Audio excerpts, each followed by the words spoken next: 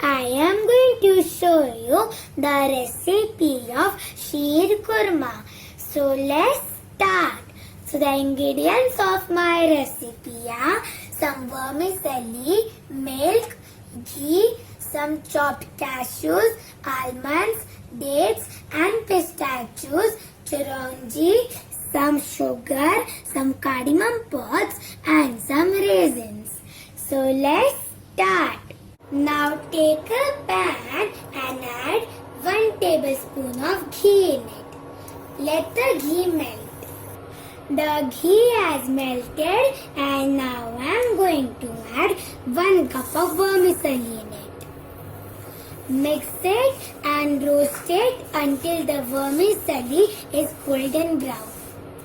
The vermicelli is golden brown and now I am going to transfer it into a plate. In the same pan, add 1 tablespoon of ghee. Let it melt.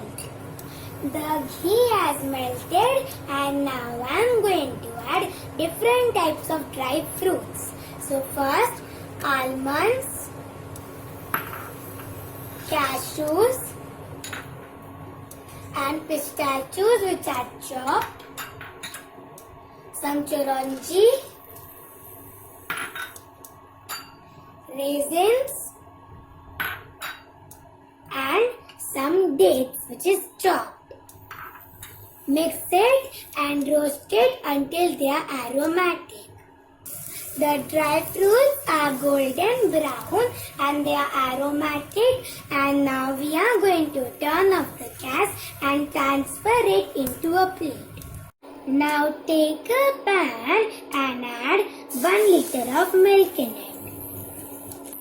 I added the milk and now we are going to cook it until it comes to a boil. The milk has come to a boil and now I am going to add the roasted vermicelli in it. I added the vermicelli and now we are going to mix it properly and cook it for 10 to 15 minutes on medium flame. After 10 to 15 minutes, the milk has thickened and now I am going to add the roasted dry fruits in it. I added the dry fruits and now I am going to add half cup of sugar in it. With that, 1 tablespoon of cardamom powder. Mix it properly and cook it for 3 to 4 minutes on medium flame.